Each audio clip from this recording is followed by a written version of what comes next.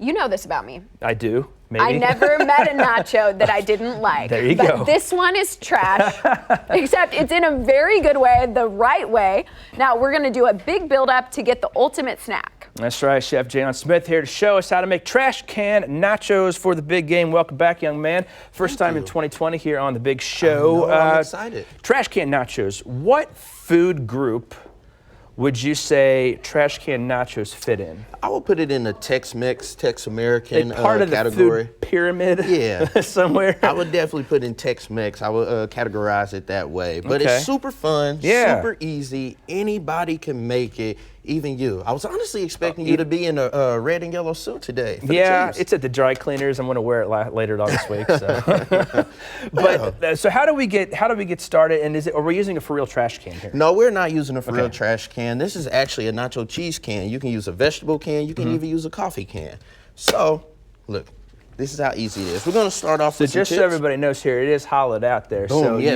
you can just use your can opener and get that open on both sides. Exactly. And make sure you give it a good clean on the inside as well, too. No residual nacho cheese. None of that. So we're going to start by building off straight in here. We're going to lay our chips in here. Okay. And you can do this recipe in many different ways. You can even do like barbecue loaded trash can nachos. So we're going to start with a layer of chips. Let me get some of this shredded cheese right here. Okay. I'm going to put that right on top of there. Now, does the layers matter, like which order you put it in, or can we do any way we want? You can do it any way you want. Me specifically, I always like to start off with the cheese and the meat. And the reason why I start off with that shredded cheese is gonna get this hot cheese right here, this hot nacho cheese, it's gonna melt it. So then it's gonna give it that nice cheesy pool. Oh, now we're talking. It's gonna make it real beautiful. Oh yeah, get some of that overhead camera right there. Yeah. Oh, beautiful. So I'm gonna get some cheese in there. All right. Then we're gonna come with this meat right here. Now, do you have is that seasoned beef there? You got some taco seasoning on there, Southwestern seasoning? And you can use ground turkey. You can do a rotisserie chicken that's already made from the grocery store. Oh, yeah, and just pick peel it apart Yeah. and put it right in there. Beautiful. I'll use some of these black beans. I'm gonna keep just building up these layers. And what Now I'm gonna have you do, while I grab one of these, you can grab the sour cream and follow me behind with that. All right. There you go. Layer that in. So where'd you kind of get the idea for this? I mean, everybody has, it seems like you can go out and get your, like, your 7-layer dip or whatever it is, but I feel like you kind of took it up to the next level here just to throw it in the nacho cheese can, right? Yeah, well, I figured this was super fun to do. I like to hang out a lot with my sisters, and my sisters really love being in the kitchen with me. So I'm like, hey, I gotta give them something to do. And so this was a recipe, you know, we were just sitting around and we're like, hey, why not try something new? And they really loved it. Even, like I said, anybody can do it. Yeah. The average cook can do it. My grandma can do it.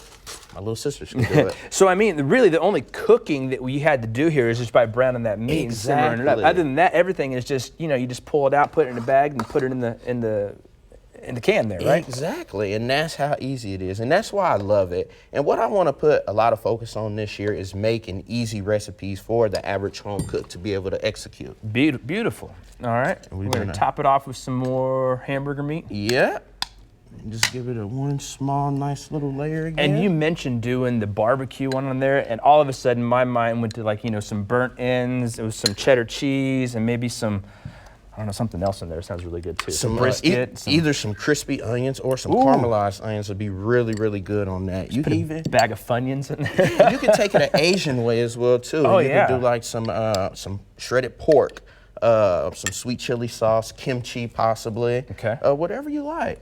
All right. Boom. So once we get everything stacked up here, are we just gonna eat it like that? No. No, we gotta pull it. There's the reveal. Should I pull it or should you I pull think it? you should, just because I don't want to get nacho cheese all over my white shirts again. And so look at this. And this is how easy it is. And it's gonna fall. And boom. And it just spills all over the plate, and there you go.